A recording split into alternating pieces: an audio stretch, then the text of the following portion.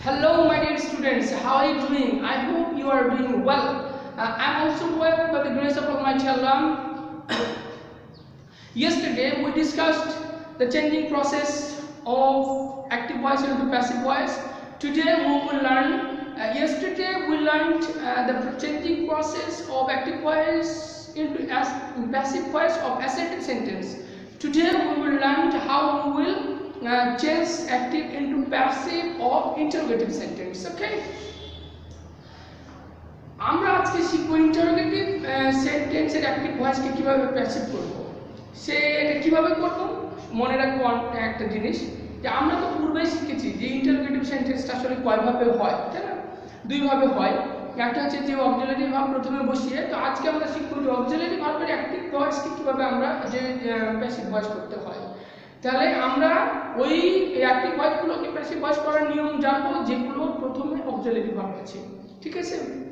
So today we will learn the active voice into passive voice, the changing process of active voice into passive voice of those active voice which starts with auxiliary verb, যেগুলো আমরা শিখতে পারি।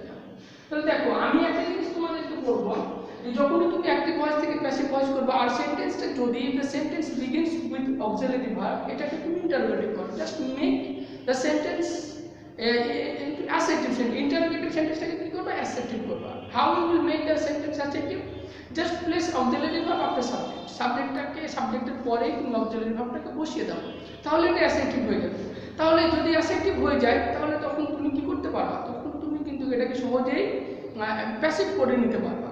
তারপরে তুমি যখন passive করার পর যেটা সাহায্যকারী ভার্ব আছে সেই সাহায্যকারী মেন একটাকে শুধু কি করবা?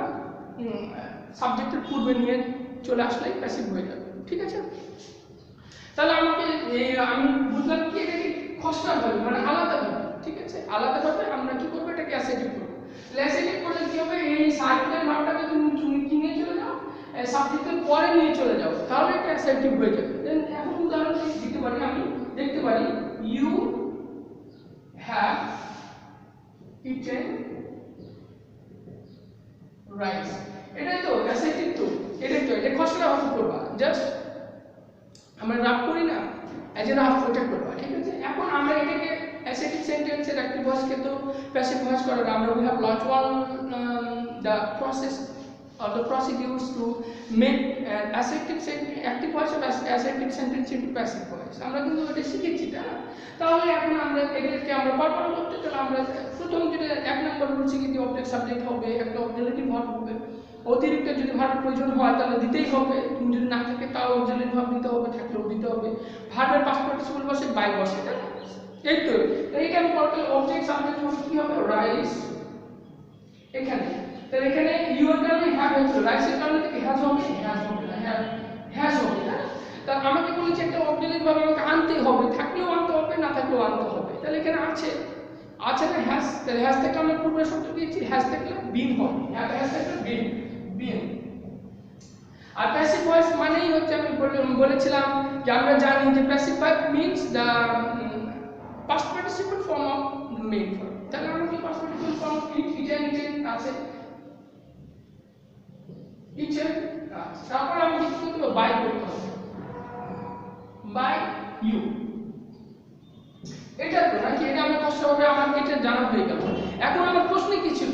প্রশ্নে ছিল যে এটাকে ইন্টারোগেটিভ করতে হবে। We have to make it interrogative. How will make it interrogative? এটা আমরা এখন সোজা যে আমরা সাহায্যকারী ভার্বটাকে যা সাবজেক্টের পূর্ববর্তী ইন্টারোগেটিভ হয়ে যাবে। সাহায্যকারী ভার্ব যেটা যেটা প্রথম কাটটা সেটাকে নিয়ে যাবে, পরেরগুলোকে না, শুধু প্রথমটা নিয়ে চলে আসো। তাহলে এখানে যদি এই হ্যাজ এখানে নিয়ে চলে আসো, has rice been eaten by you, interrogative শেষ, সমস্ত ইন্টারোগেটিভ শেষ। এখন শর্ত হচ্ছে যে যখন ডু ডাজ ডিড পাবা তখন ডু ডাজ ডিডকে তুলে দিবা, ডিড থাকলে অজয়া হয়ে যাবে, এতটুকু পার্থক্য। আর ডু এবং ডাজের ক্ষেত্রে অ্যাবি চার, এত হয়ে গেল, তাই ইন্টারোগেটিভ শেষ। আমি একটা উদাহরণ দিই।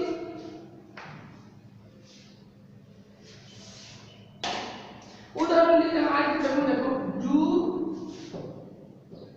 ইউ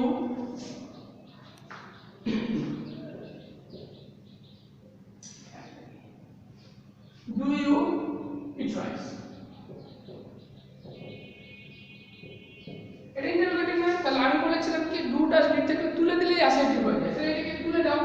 ইউ ইট রাইস, আমি তাহলে কি করবো, এটা অ্যাসার্টিভ হয়ে গেল, এটা খসড়াভাবে করবো। তাহলে এটাকে আমি যদি এখন ভয়েস চেঞ্জ করি, পারবো না? Just change the voice, object will be in the form of subject. তাহলে এখন দেখো in the place of subject rice, এখানে কিন্তু there is no auxiliary verb আছে, কিন্তু আমাকে আনতে হবে, we have to take extra auxiliary verb, that is the দেখো দুটো আছে, আমি জানি আনতে হবে, রাইস এর পরে আসবে ইট আছে, is। এখানে কোনো সার্টিফিকেট ভাব ছিল না, একটা এনেছি, আমি কি আনতে পারবো? Do we have any right to take any other extra auxiliary verb? অন্য একটা আনতে পারবো কি? except one, একটা ছাড়া আনতে পারবো না। তাহলে তুমি অন্য ছাড়া আনার কোনো তুমি আনতে পারার অধিকার নাই। তাহলে আমি কি করবো, নিয়ে চলে এসেছি একটা, এখন তার পাশে শুরু বসিল ইচেন বাই ইউ, ঠিক আছে না? এটা হয়ে গেছে। এখন আমাকে প্রশ্ন তো ছিল কি, প্রশ্ন ছিল ইন্টারোগেটিভ ছিল না, তাহলে আমাকে কি করতে হবে, ইন্টারোগেটিভ অ্যানসার দিতে হবে। ইন্টারোগেটিভ করার সোজা নিয়ম, আমি স্টাইল কোথায় নিয়ে যাব, কোথায়, সাবজেক্টের প্রথমে ইজ, তাহলে তাহলে এবার আমার প্রশ্ন অ্যানসার আমি পেয়ে গেছি। দেখি is rice eaten by you, আর এখানে প্রশ্ন ছিল, বুঝতে পারছো? সমস্ত যতগুলো অক্সিলারি ভার্ব দ্বারা শুরু হবে সমস্ত এই রুলস যদি করো তাহলেই হয়ে যাবে। তাহলে রুলসটা কি হলো, সাহায্যকারী ভার্বটাকে তোমাকে দিতে হবে প্রথমে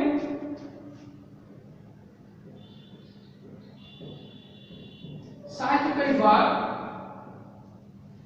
তারপর কি সাবজেক্ট, সাবজেক্ট বলতে গেলে অবজেক্ট, অবজেক্ট কে সাবজেক্ট প্লাস বিভাগ, প্রয়োজনে প্রয়োজনে বিং বিং অথবা বিং, এটা প্রয়োজনে দিবা, ঠিক আছে? প্লাস ভার্বে first participle form plus by, তারপরে কি সাবজেক্ট অবজেক্ট, এটাই তো, না? এটা হচ্ছে স্ট্রাকচার, এটা হচ্ছে এটার অনুযায়ী তো আমরা করলাম। তাহলে অ্যাসার্টিভ থেকে ইন্টারোগেটিভ করতে যদি পারো তাহলে তুমি এটা ইজি ভাবে পেয়ে যাবে। Just make the sentence assertive at first in রাফে করে নিবা, তারপরে কি and then just try to change the voice into passive. যখনই প্যাসিভ হয়ে যাবে, when it is done, তখন কি করবে, just place auxiliary verb at the beginning of the sentence, তাহলে হয়ে যাবে একদম শেষ, যেভাবে করলাম as we did in board, okay, on the board. তাহলে আমরা জানলাম কিভাবে আমি অ্যাক্টিভ ভয়েস, ইন্টারোগেটিভ সেন্টেন্সের অ্যাক্টিভ ভয়েস থাকলে আমি প্যাসিভ ভয়েস করতে পারবো, আমরা কিন্তু সহজে জানতে পেরেছি, ওকে। আচ্ছা, এখন আমরা গতদিনে তোমাদেরকে আমি একটা ইয়া দিয়েছিলাম, যেটাকে আমরা বলতেছি তোমাদেরকে হোমওয়ার্ক দিয়েছিলাম। তাহলে আজকে আমরা নতুন হোমওয়ার্ক দিব, ওকে। হোমওয়ার্কটা কি হবে,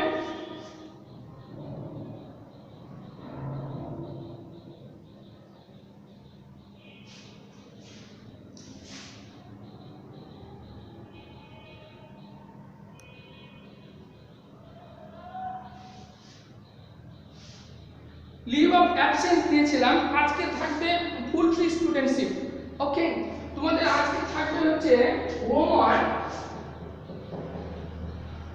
হোমওয়ার্ক হচ্ছে অ্যাপ্লিকেশন,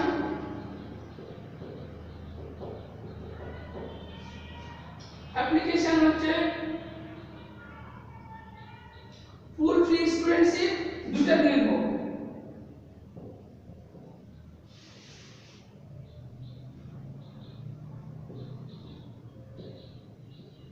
full free studentship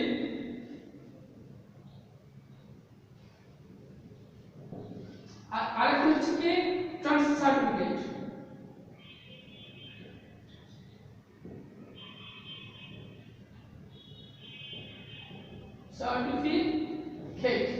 যেটা দুটো আছে বাকি, এই দুটো করে নিবা, রিভিশন দিয়ে দিবা, ওকে।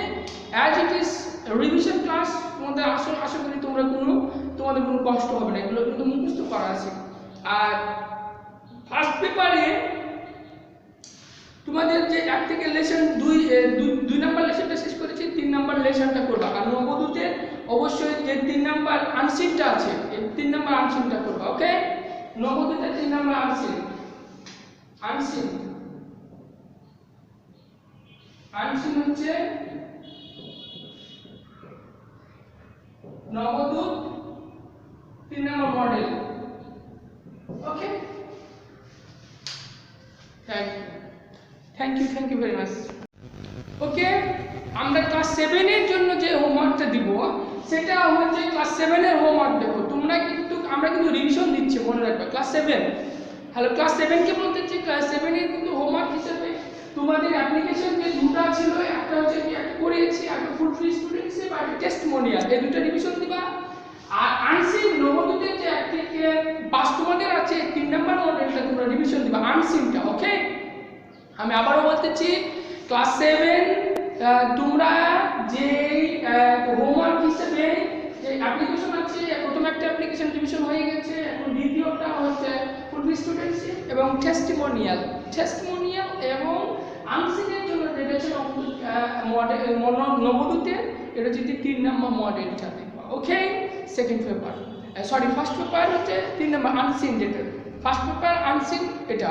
আর যে অ্যাপ্লিকেশন আছে সেকেন্ড পেপারে অ্যাপ্লিকেশন আছে, এই অ্যাপ্লিকেশনটা হচ্ছে দুটো, যে দুটো বাকি আছে সেই দুটো ঠিক করে নেবা। ওকে, থ্যাংক ইউ ভেরি মাচ। আসসালামু আলাইকুম।